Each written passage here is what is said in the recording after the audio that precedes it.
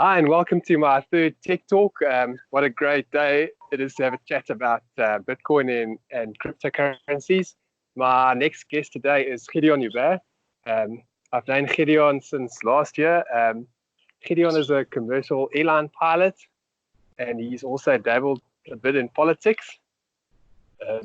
He's also the founder of a civil firearms rights group called Paratus, and he is recently converted from a nocoiner to a Bitcoiner. So, Gideon, welcome. Thanks for having me on, Louis. And yeah, that's a pretty accurate biography, I'd say. So there's not much left for me to tell. No, well, you're a pretty interesting and diverse guy. So, yeah, I thought, what a better time to interview you. Well, thank you. It's like being here. Awesome. Well, let's get straight into it.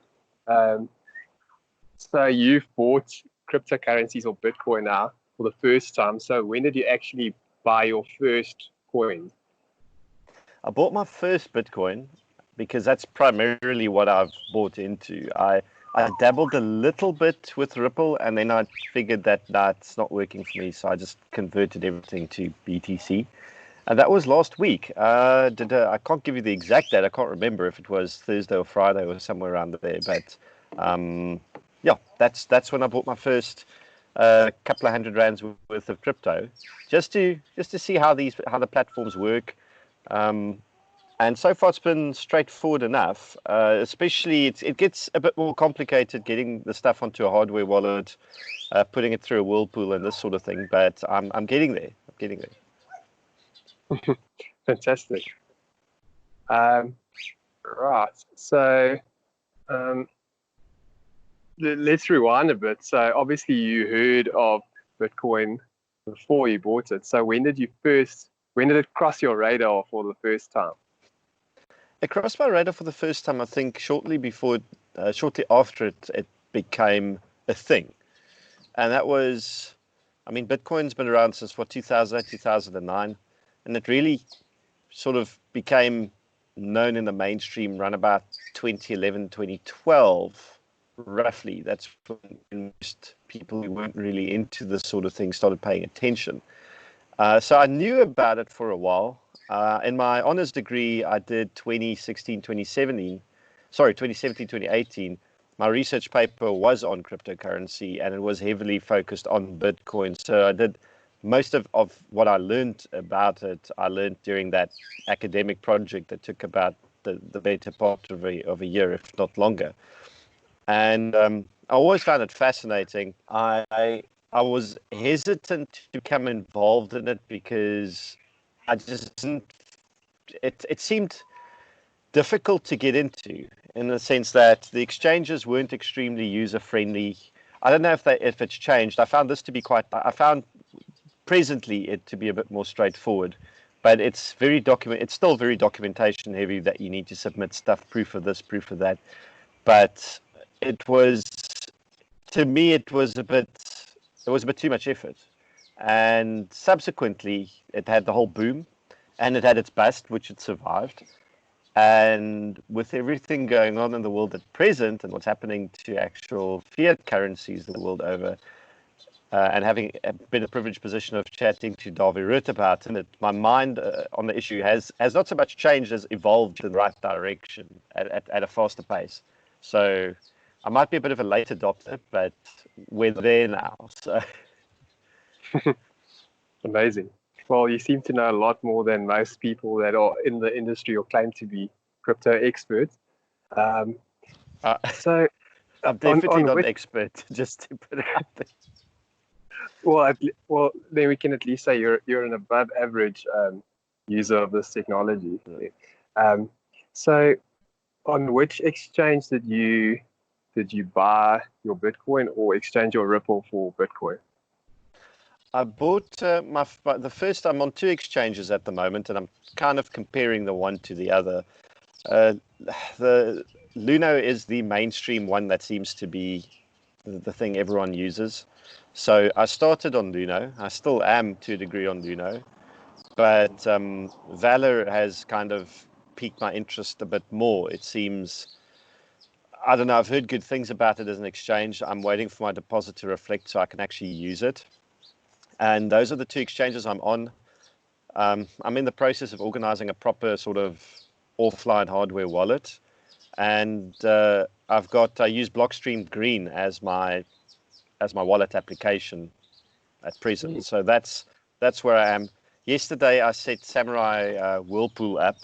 I haven't figured it out yet, but I'm getting there. So all these things to protect privacy and who I am online, I'm happy to indulge all that sort of stuff, whether it's from using a VPN to using the Samurai Whirlpool technology to make my coins anonymous. Brilliant. So you actually touched on this in your previous answer, but what did you find in the process as a first-time buyer? Obviously, there were some difficulties, and it's a bit drawn out. So, how did you find the whole process? Well, having now revisited it quite with success, I found it to be actually very easy. I got more people that I know to buy into it as well, because I had a chat to them and said, look, this is what I'm doing. Are you interested in going through the process with me? Because then, what I learn, I can pass on, especially all the chats I've had with Ricky Allardyce down here in the Cape. Well, we're all in lockdown at the moment, but Ricky and I Skype and we WhatsApp and we talk. And he's been holding my hand a little bit through the more, not I wouldn't call it the more daunting aspects, but the parts that get a bit more technical in the sense of there are ways and means to buy and sell on the exchange, and there are ways and means to avoid excessive fees. And this is all stuff I think that people need to make themselves aware of if they use a platform. For the average person, that might not make a big difference, but it is important to try and keep your transaction fees low. That's never a bad idea, and there are ways of doing it. It's also, I think, important to understand why the anonymity is important and why exchanges are not impervious to attack and are not, therefore, the most secure place to store your coins. Absolutely. And you mentioned that you are looking at getting a hardware wallet. So obviously not keeping it on the exchange and then being a custodian of your own Bitcoin. That's it. What I would like to know is, you have Bitcoin now. Have you actually spent it or sent it to anyone? I've only sent it to my own wallet application, which is its own address. But I haven't sent Bitcoin to anyone yet, and I haven't bought anything with it yet. But I'm very keen to actually do a transaction. So yeah, in fact, when I do monetize to a certain degree my blog and my live streams and whatever I'm busy doing at the moment with Paratus, I would actually like to encourage people to, if they do want to donate money or if they want to pay for content, that pay me in Bitcoin rather than traditional rands. Rather do that. That would actually be more meaningful. Even if it's a paltry amount, it doesn't matter. It's the concept that I want people to begin engaging in. Brilliant. And I mean, it's a good thing if you accept donations in Bitcoin, because you cut down on your transaction fees, and it's also a privacy for the people that donate to your cause. Exactly. It's got so many added benefits to it.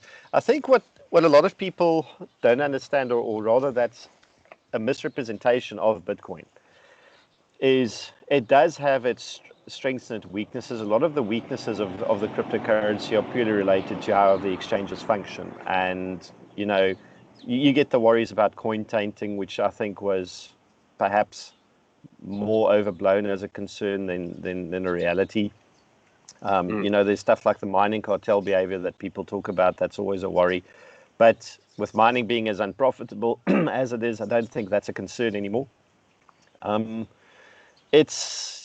think if you understand that the exchange, what the risks of keeping your coins on the exchange are, if you understand what the privacy risks are with the South African exchanges, and if you understand how to mitigate those risks, there are many cost-effective ways of doing it, there's no reason why the average person shouldn't find it highly accessible and shouldn't be able to buy crypto, sell it, trade it, make purchases with it and do transactions with it. It's definitely, in the South African context, I think it is possibly the future for us to do this. I have to agree with you. So just a philosophical question. So obviously you have some ideas about liberty and freedom, and how would you say Bitcoin fits into your personal belief system? It fits in perfectly in my personal belief system, better than I gave it credit for previously. And I think a lot of my skepticism regarding Bitcoin was when it was used so much as a speculative asset, and the speculation was just driving this violently volatile price movements in it. And then it went up all the way to nearly $20,000 a coin, and then it crashed spectacularly. But then it stayed. It didn't go away. I mean, it wouldn't go away. And people are still valuing it at like a minimum price of $4,000 a coin. So there's some long-term almost inevitability to it. It gives privacy. It takes my money that I earn and what I choose to do with it out of the hands of government and regulators. Because what we had in Cyprus a couple of years ago and in Greece is we had the government actually raiding people's personal savings accounts for money. Oh, they did it under the auspices that, oh no, they were only targeting people connected to the Russian mafia, that and possible money laundering. But that was all nonsense. It was a complete bullshit story, and they just took ordinary people's life savings. They took cuts from it to keep the government going. And there's no reason why something like that can't happen in SA, that they're already talking about seizing assets. I mean, we've had the EWC debate forever. So for someone who's concerned about freedom, personal liberty, privacy, all the good stuff, Bitcoin is a great cost-effective way of ensuring that my government can't steal my money. Well put. And especially after our President Cyril Ramaphosa's speech last night, it's particularly worrying if we hear stuff about a stimulus package and the means to fund big programs like that. Well, the thing is, we don't even have to use the most extreme examples like Zimbabwe and Venezuela. Not that I'm saying that's not outside the realm of possibilities. We could very well end up with a Venezuela-like situation by Christmas.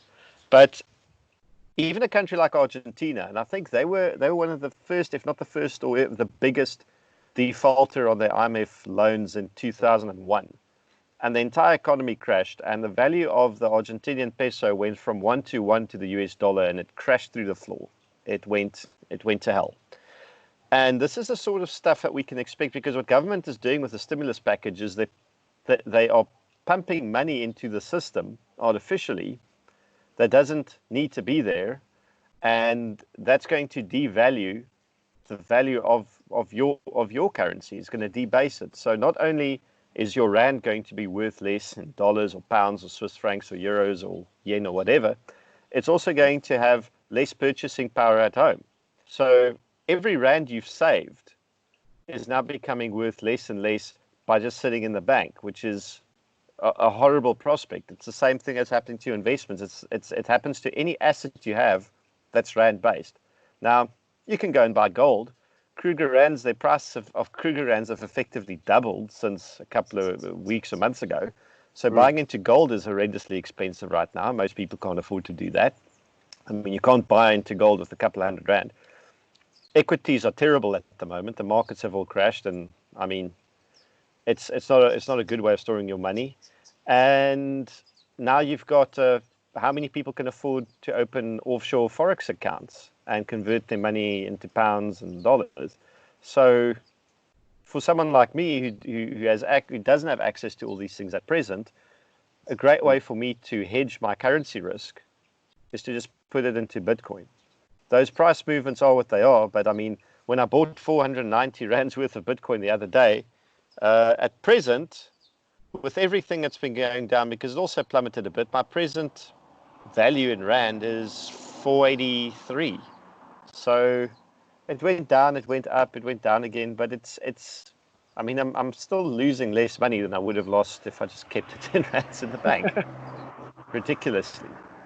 That's ridiculous.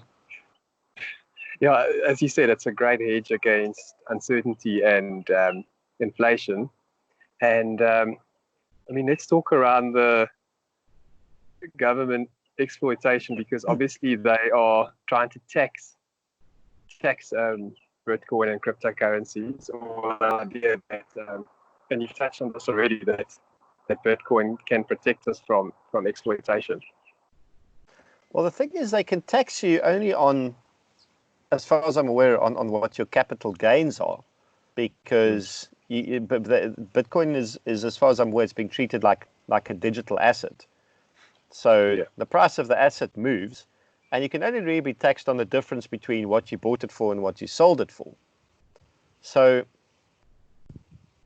as far as taxing transactions in Bitcoin, unless you've converted the Bitcoins to rands, there really is nothing for them to tax you on.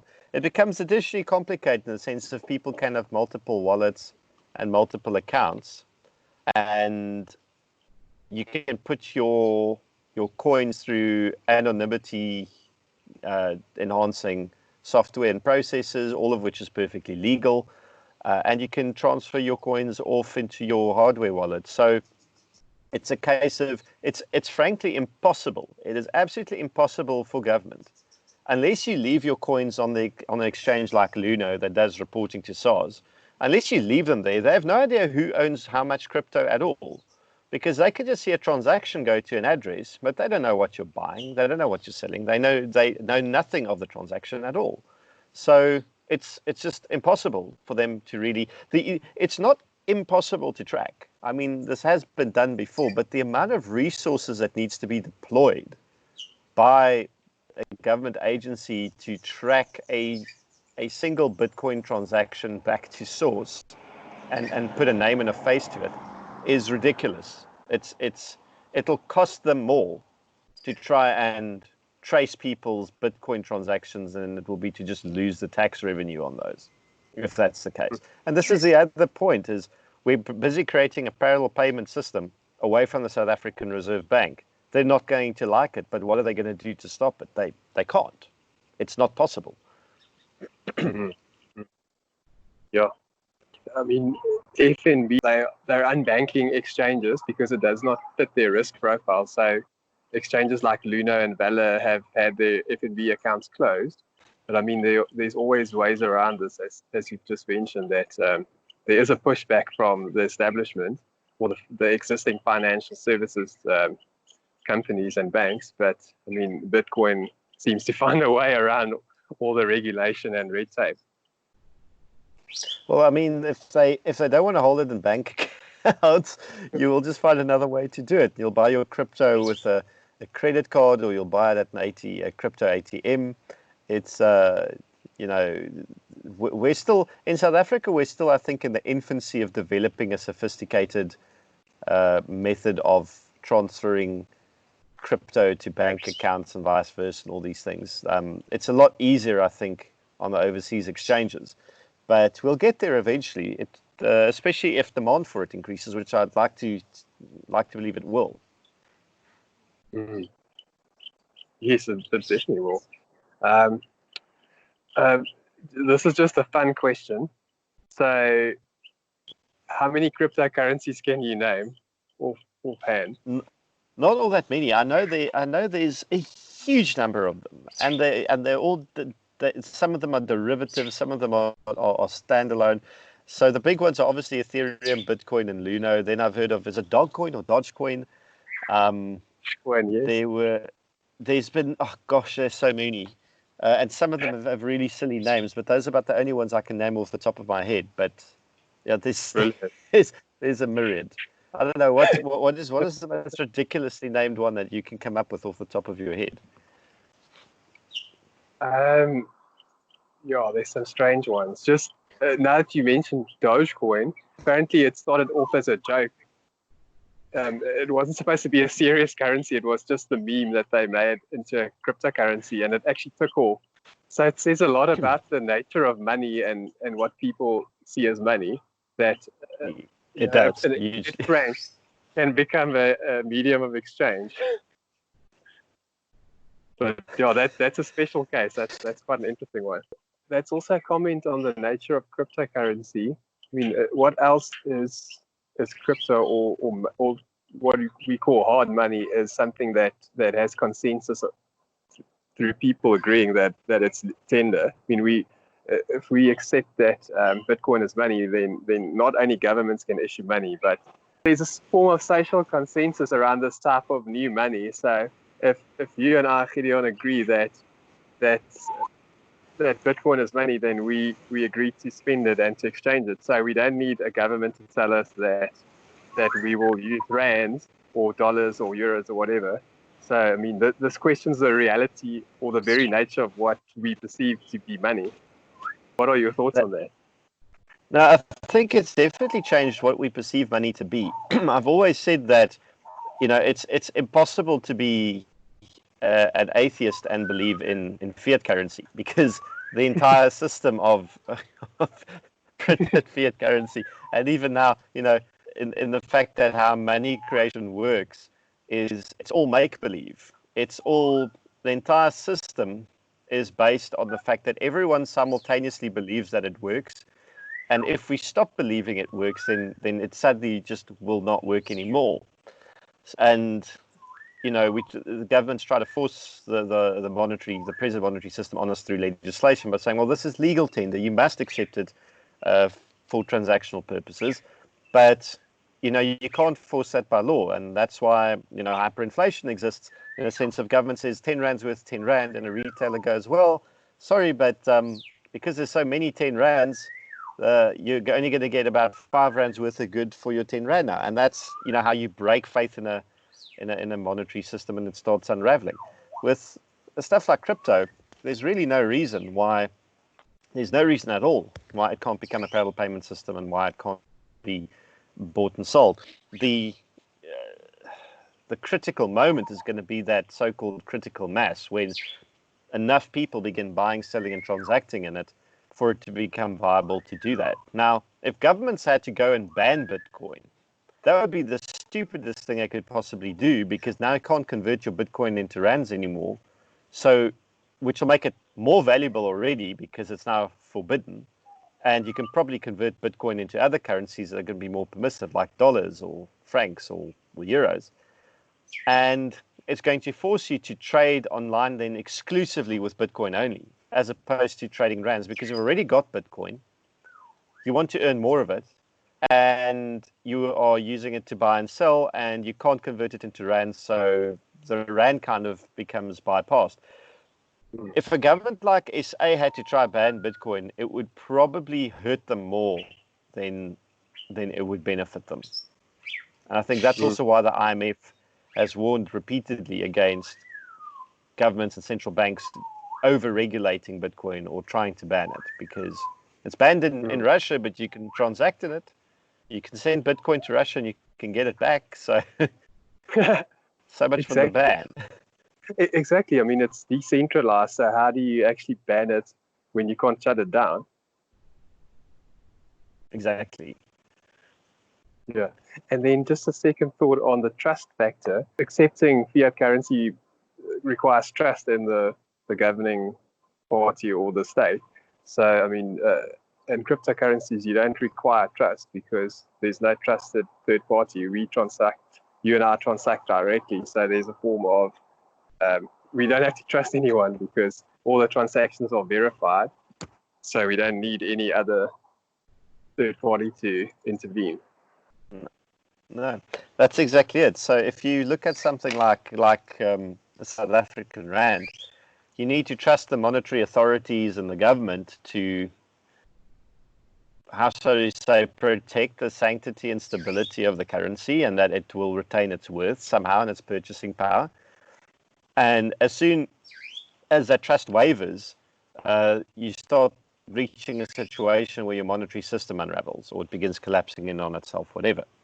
With crypto like Bitcoin, like you said, there is no trust, because there doesn't need to be. The system runs itself. It's decentralized, and you see the proof of work, and you see that you can transact in it, and that transactions happen, and that your transaction will be honored. So you're sitting in a situation now where, okay, I know I can buy it, know I can sell it, I know more or less what it's going to be worth, and what more do I need? I don't need government to tell me this is money. I can see it's money. It's money purely through the definition of how it's being used. It's being used as money, so it is. And I disagreed with that point in my research paper. I said, well, it doesn't tick the three requirements of money, but it does actually. It might not do it in a conventional way, but Bitcoin definitely is money, and that's all that it's trying to be. For interest sake, what were the three characteristics of money in your paper? It was the traditional three, that it must be used as a unit of account, a store of value, and a medium of exchange. Now, sure, you don't really see Bitcoin being used as a unit of account, but I think they worked around that by stop designating things, the prices of stuff in Bitcoin, which means you have a zero and a decimal point and then a whole bunch of other zeros before you start getting to the price. And they're now designating price in Satoshis, which is a much more practical way of using it as a unit of account. Then as a store of value, it's being used as a store of value. There's certainly people who, like, I'm using it as a store of value because I'm hedging against currency depreciation and inflation and debasement by buying Bitcoin. And it's definitely used as a medium of exchange because you can buy and sell. You might not be able to buy and sell groceries for Bitcoin yet. That's the important part, is the yet.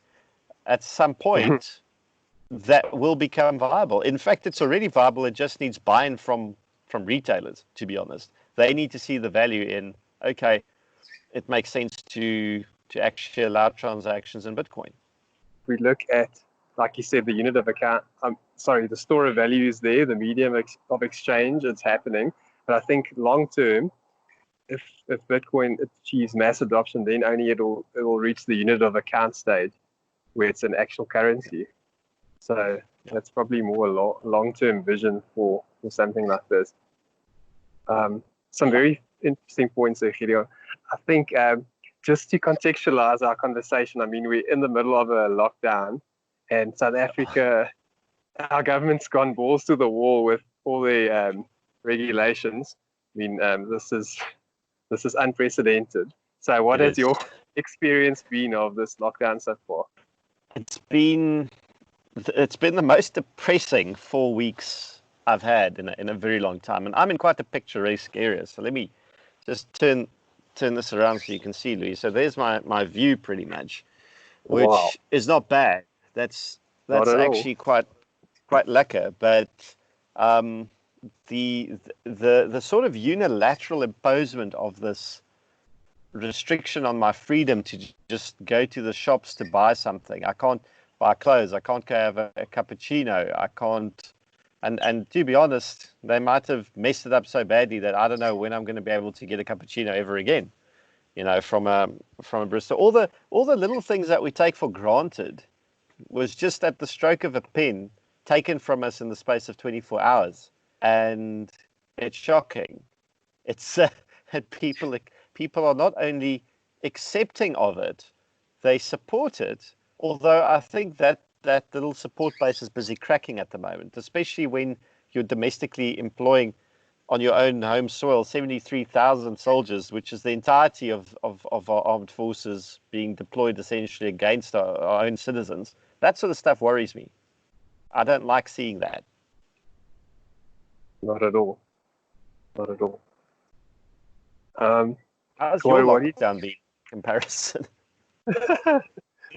I've had some distractions because I've had some remote work come in, so I've been quite shielded from the effects so far. But I think things are starting to get real now, especially I think once we start feeling it in our pockets and our incomes start to dwindle.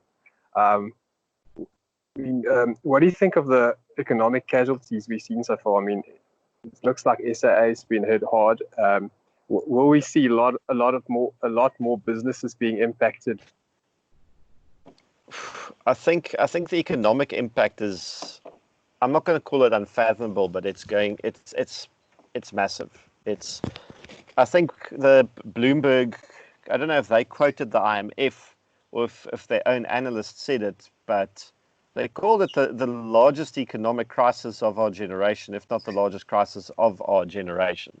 It is compared to the Great Depression, and I mean, it makes sense. If you look at the price of oil futures, which are in the negatives, I mean, that's telling you all you need to know about what the producers of the commodity anticipate future demand for it to be. And I mean, the entire world's industry and transportation, everything runs on oil. So if oil's negatively priced on a futures contract, it means no one's anticipating a recovery anytime soon, a return to normal anytime soon, if ever. And in South Africa, there are going to be lots of enterprises that aren't going to open their doors again. And some that do open won't open fully. It's a mess. I think for an economy that's already been on life support for ages, since it's our longest downturn since World War II, we not only unplugged it, we emptied a belt-fed machine gun into it.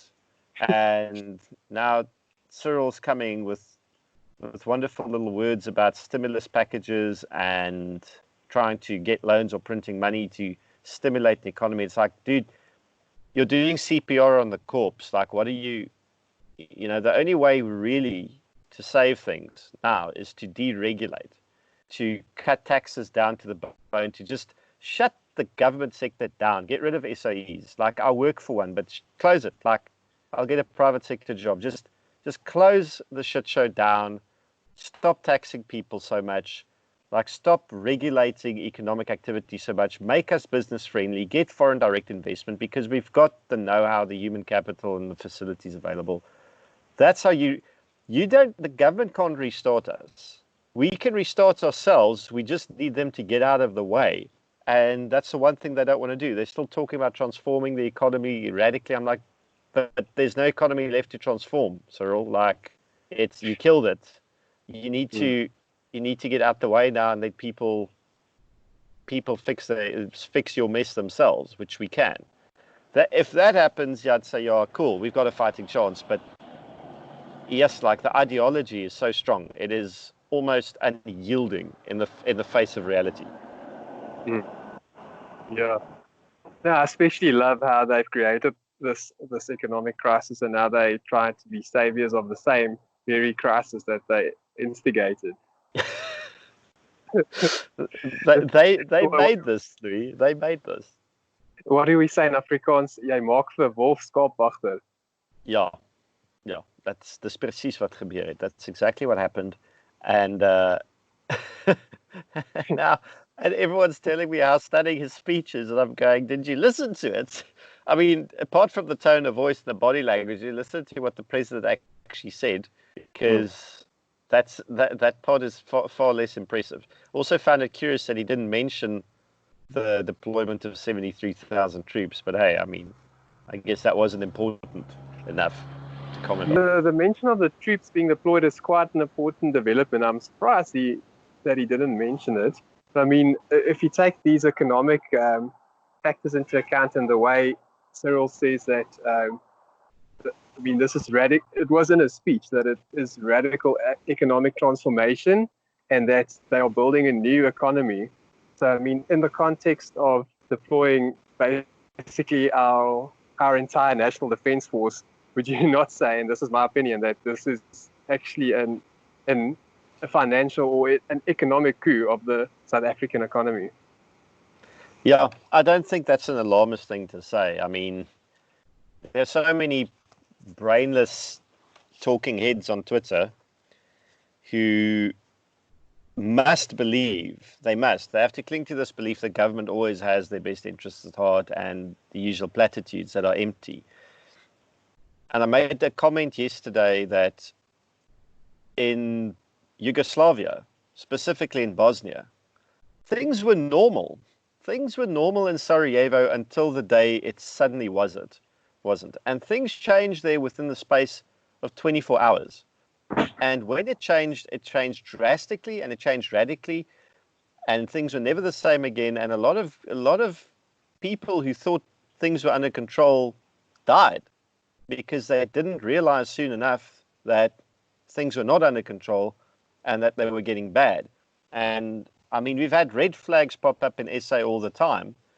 And if you point them out, there's almost like this little cabal of Afro optimists who keep reminding you that, oh no, but people said this before 1994 as well.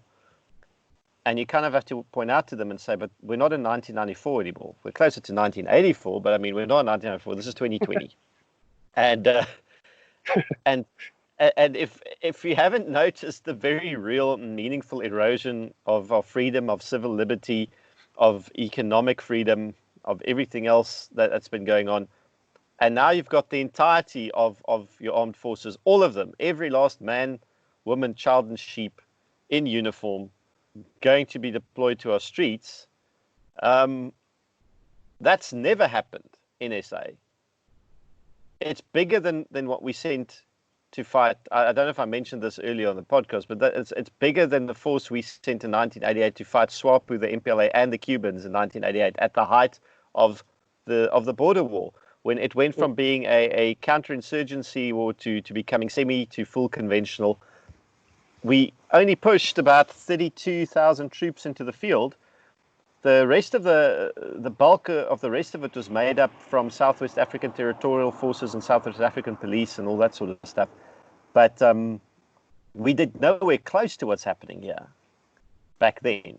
And this is against our own people, strictly speaking. If we're going to call it a deployment against something, it's internally against our own people. You don't do this. Imagine Donald Trump deployed all of not just the United States Army, but the U.S. Army, Air Force, Marine Corps, Special Forces, and Navy. He mobilized all of them, and he deployed them internally to the United States. What do you think would the reaction to that be? Or if Angela Merkel did the same with the Bundeswehr, or if Boris Johnson did it with the entirety of the British military, deploy them internally into the UK. I mean, it's not normal. It's not good. This is sort of stuff tin pot dictators do in Africa and South America.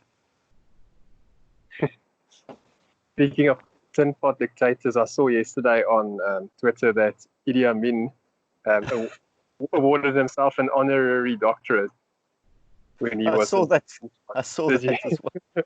So it's a very important conversation to have, the question of cryptocurrency in terms of what we're experiencing today in society and our freedoms are being eroded.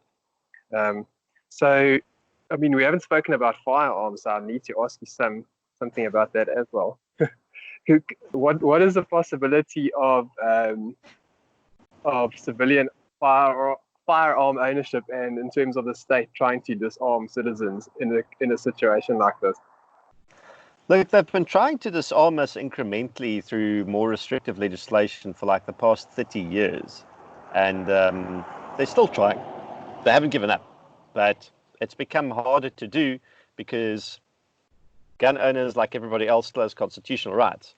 What worries me always in a case of state of emergency, and as the Jamaicans did it, because the Jamaicans just did an overnight change to their gun laws, and they used the military to block off neighborhoods, and then the police went door to door, warrantless search and seizure, and they just kicked people's doors down in Kingston and wherever and just searched for guns. Whether they found them or not, they didn't care. They searched every house, which is a type of heavy-handed nonsense that you can expect from like a third world crappy security force that suppresses the population.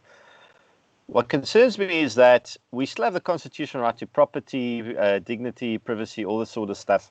They'd have to suspend a lot of our constitutional rights for quite some time to do this type of search and seizure business. But is it off the cards? Is it impossible for this to happen? I think there's going to be a hell of a lot of people in the townships and the suburbs who aren't going to be okay with just letting go of their guns when, people in uniform just pitch up demanding to take them. So I wouldn't recommend government do that. I think that would be a very stupid idea. Do you think we've said anything subversive that will get us banned on YouTube and social media? Or we'll just No, have to wait and see? Or was this time? no, I think this is tame, but I think I can leave us on a bit of a positive note. So I've got lots of friends working in volunteering at animal charities, and at the moment things are going quite grim there.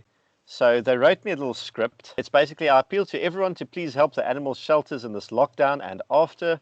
The government's disaster management grants do not include provision for animal shelters and animals in desperate need.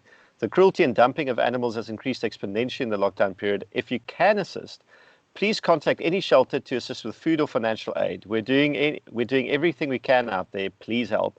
And this means it's not just restricted to, massive donations or whatever. If you've got old clothes, tackies, if you've got 10 rand that you'd like to put out there, there's a whole bunch of what. Find your nearest, your closest, most convenient animal charity and see if you can help there. Whether it's food, cleaning materials, and agents, clothes, it doesn't matter, any of that sort of stuff. So, yeah. Sounds like a great cause to get behind.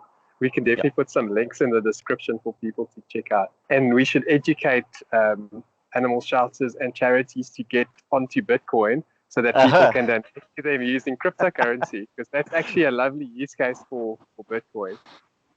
Yes, I think, Louis, that is a superb idea. So thanks. That makes a nice full circle end to our discussion. Is donate to your local animal charity in Bitcoin. Yes. Yes. I love it when a plan comes together. Exactly. I just need a cigar. Well, Gideon, it has been amazing chatting to you, and thank you for all your insightful conversation and ideas. I hope to chat to you soon again. Absolutely. Thank you, Louis. Dankie vir die chat. Thank you.